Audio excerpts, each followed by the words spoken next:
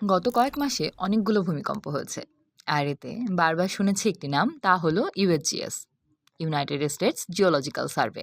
আমরা অনেকেই জানি ভূমিকম্প পরিমাপ করতে ব্যবহার করতে হয় রিক্টার স্কেল, কিন্তু রিক্টার স্কেল এখন ইউএসজিএস এর কাছে একটি পুরনো প্রযুক্তি। ইউএসজিএস ভূমিকম্পের মাত্রা নির্ধারণে এখন মোমেন্ট ম্যাগনিটিউড স্কেল ব্যবহার করে, যদিও গবেষণা ও তুলনামূলক বিশ্লেষণের জন্য আরও কিছু স্কেল ব্যবহৃত হয়।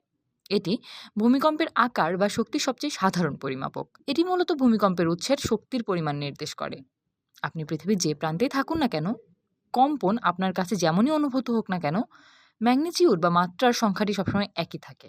আর ভূমিকম্পের এই সমস্ত তথ্য আমরা জানতে পারি ইউএসজিএস এর মাধ্যমে।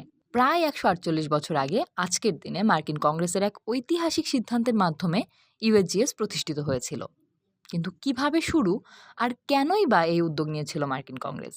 1879 সাল নাগাদ মার্কিন পশ্চিমাঞ্চলের একটি ভৌগোলিক মানচিত্রের অস্তিত্ব থাকলেও সেই বিশাল ভূখণ্ডের বিস্তারিত তথ্য বা খনিজ সম্পদ সম্পর্কে সরকারের কাছে সুনির্দিষ্ট কোনো ধারণা ছিল না।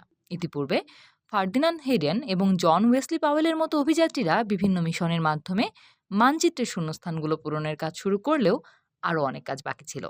এই প্রেক্ষাপটে কংগ্রেস বিক্ষিপ্তভাবে চলা ভূতাত্ত্বিক অনুসন্ধানগুলোকে একটি স্থায়ী সরকারি কাঠামোর আওতায় এনে ইউনাইটেড স্টেটস জিওলজিক্যাল সার্ভে গঠন করার সিদ্ধান্ত নেয়। শুরু থেকেই এর মূল লক্ষ্য ছিল ব্যবহারিক ভৌগোলিক ও ভূতাত্ত্বিক অনুসন্ধানের মাধ্যমে পশ্চিমাঞ্চলের অর্থনৈতিক অগ্রগতি নিশ্চিত করা। যেহেতু দেশের সিংহভাগ খাস জমি পশ্চিমাঞ্চলেই ছিল, তাই প্রাকৃতিক সম্পদ উত্তোলনের মাধ্যমে উন্নয়ন ত্বরান্বিত করতে কেন্দ্রীয় সরকারের কাছে এটি অন্যতম প্রধান হাতিয়ার হয়ে ওঠে। মেধাবী খনি প্রকৌশলী ও ভূতাত্ত্বিক ক্লারেন্স কিংকে এই সংস্থার প্রথম পরিচালক হিসেবে নিযুক্ত করা হয়। খনি কোম্পানিগুলোর সঙ্গে কাজের পূর্ব অভিজ্ঞতা থাকায় কিং ইউএসজিএসকে খনিজ সম্পদ শোষণের একটি সহায়ক মাধ্যম হিসেবে গড়ে তোলেন। তার মেয়াদে নেভাদার কমস্টক লোড এবং কলোরাডোর লিডভিল সিলভার ডিস্ট্রিক্টের মতো গুরুত্বপূর্ণ খনি অঞ্চলের ওপর প্রথম বড় ধরনের ভূতাত্ত্বিক প্রতিবেদনগুলো প্রকাশিত হয়। পশ্চিমা খনি শিল্পের প্রসারে ভূমিকা রেখে কিং ব্যাপক প্রশংসা পেলেও ব্যক্তিগতভাবে খনি ব্যবসায় ভাগ্য অন্বেষণের লক্ষ্যে 1881 সালে তিনি পদত্যাগ করেন। এরপর গ্র্যান্ড ক্যানিয়ন অভিযানের কিংবদন্তি ভূতাত্ত্বিক অভিযাত্রী জন ওয়েসলি পাওয়েল পরিচালকের দায়িত্ব নেন। পাওয়েল সংস্থার কার্যক্রমকে জীবাশ্ম বিজ্ঞানের মতো নতুন শাখায় বিস্তৃত করেন, তবে তিনি এক সাহসী ও স্পষ্টভাষী মন্তব্যের জন্য বেশ বিতর্কিত হয়েছিলেন।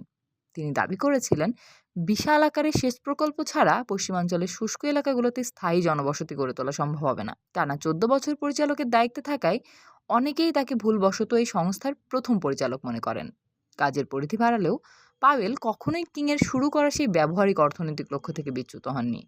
পরবর্তী পরিচালকগণও পশ্চিমাঞ্চলের অর্থনৈতিক উন্নয়নে সহায়তা করার সেই ধারা বজায় রাখেন। তাদের তৈরি করা টপোগ্রাফিক্যাল ও ভূতাত্ত্বিক মানচিত্রগুলো আজও খনিজ, কৃষি এবং পানি সম্পদ উন্নয়নে অপরিহার্য ভিত্তি হিসেবে কাজ করে যাচ্ছে।